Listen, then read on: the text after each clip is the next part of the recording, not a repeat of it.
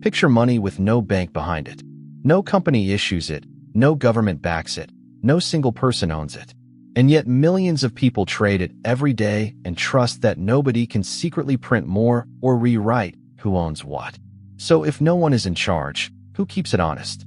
The answer isn't a person. It's mathematics. The motto of this whole world is just 2 words. Don't trust, verify.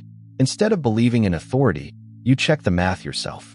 And instead of one master copy of the ledger that could be edited in secret, thousands of computers each hold the entire history. To cheat, you'd have to fool more than half of them at once. That's the trick we're going to unpack. We'll build it up in 5 ideas. First, hash functions, the digital fingerprint everything else rests on. Then the blockchain itself. Then mining, the puzzle that protects it.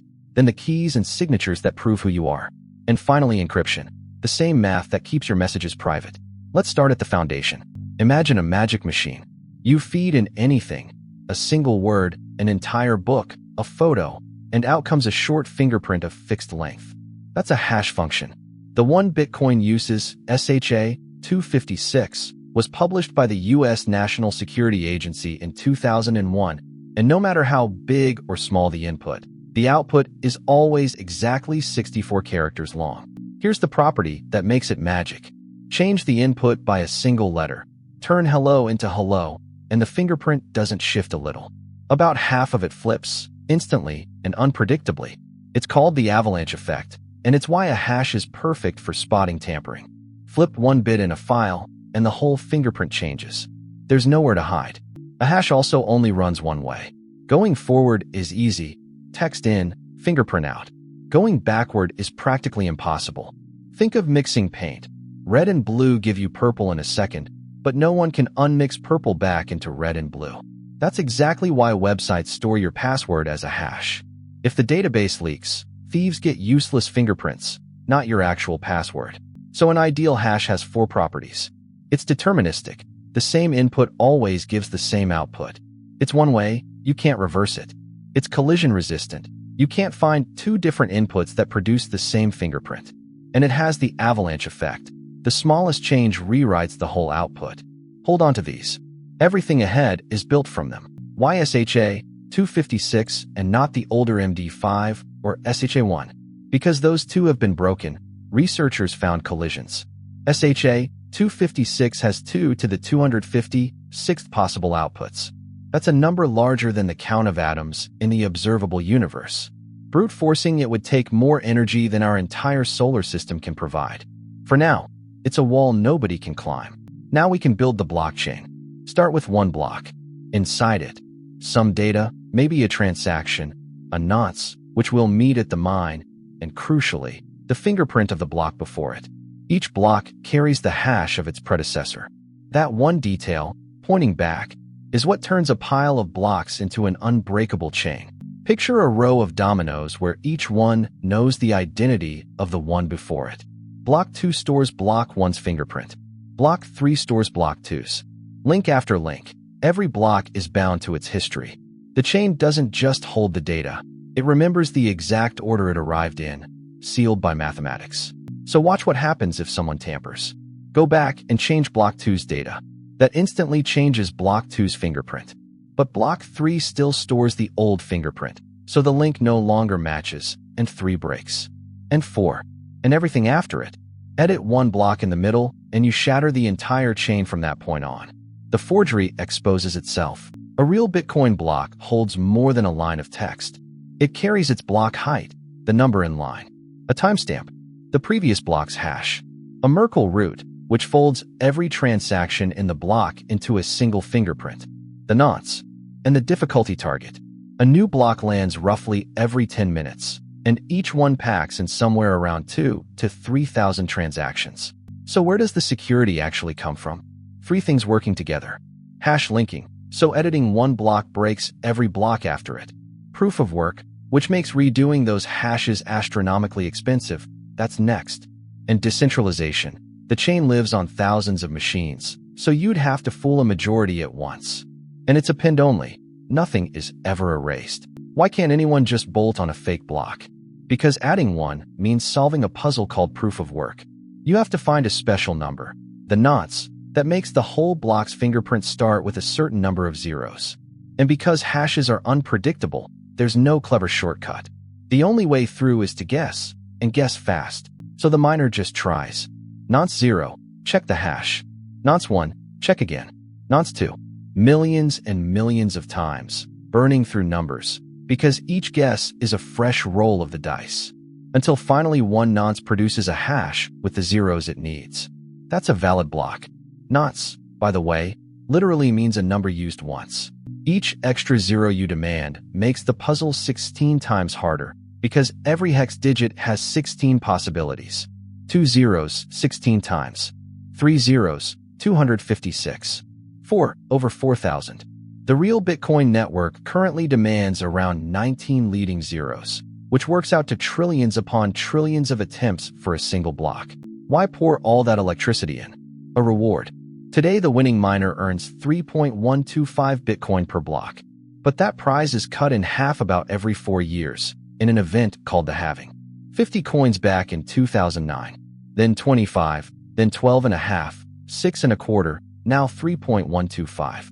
Which is why there will only ever be 21 million Bitcoin. All that guessing has a real cost. The Bitcoin network burns energy on the scale of an entire country. That's the literal price of this kind of security. It's why Ethereum switched to a different system, proof of stake, which uses about 99.95% less energy. There, instead of burning power, validators lock up their own coins and cheat, and they lose them. But couldn't a billionaire just buy enough machines to own the network? In theory, controlling 51% lets you rewrite transactions. In practice, it would cost billions, and the moment the attack worked, everyone would lose faith and the coin's value would collapse. You'd have spent a fortune to torch your own prize. The incentives themselves guard the system. So how do you prove a transaction is yours without ever revealing a password? Public key cryptography. You hold 2 keys, mathematically linked. A public key, which is your address, you hand it out freely. And a private key, which you never share with anyone. It's like a mailbox. Anyone can drop a letter in, but only you hold the key that opens it. Bitcoin builds those keys on something called elliptic curve cryptography, specifically a curve named SEC256K1. The beauty of it is efficiency. It delivers the same strength as the older RSA system, but with dramatically smaller keys. This gentle-looking curve is the quiet engine behind every Bitcoin wallet on Earth. Here's where it pays off. Your private key creates a unique digital signature for each transaction. Anyone can verify that signature using your public key, but nobody can forge it without the private one. And the signature proves 2 things at once: that the real owner approved this transaction, and that not a single detail was changed after it was signed. Your address isn't actually the public key itself. The public key gets run through a couple of hash functions, SHA, 256, then RIPEMD, 160, and the result is encoded in a format called base 58 check. Out comes a familiar string like 1A1ZP1, and so on. That particular one, by the way, is Satoshi Nakamoto's very first address. And here's the sharp edge of all this freedom. Lose your private key, and you lose your coins, forever. No password reset, no support line, no appeal. Estimates suggest around 20% of all Bitcoin is already gone this way, locked away behind keys nobody can find. That's why people back theirs up as a seed phrase and guard it with their life. This same math isn't just for money. Every time you send a message on Signal or WhatsApp, it's encrypted on your device before it ever leaves. That's end-to-end encryption, and it means even the company's own servers can't read it. To them, your message is nothing but scrambled bytes passing through. But here's the puzzle. How do 2 strangers agree on a secret key while someone is listening to every word? The Diffie-Hellman exchange. Think of it as mixing paint. Each side keeps a private color, and they swap public mixtures out in the open. When each combines the other's mixture with their own private color, they both land on the exact same secret, a key that was never actually sent across the wire. The little demo in the article uses simple XOR to show the idea, but real apps reach for something far stronger. AS256. It scrambles your message through round after round of substitution and mixing. To break it by brute force, you'd have to try 2 to the 256th keys. Once again, more than the atoms in space. The signal protocol goes further still with a technique called the double ratchet. It generates a brand new key for every single message. So even if one message's key were somehow stolen, all the others stay locked tight. That property has a name, forward secrecy, and it's running quietly behind billions of chats right now. One cloud on the horizon, quantum computers. In theory, an algorithm called Shor's could one day crack RSA and the elliptic curves Bitcoin relies on.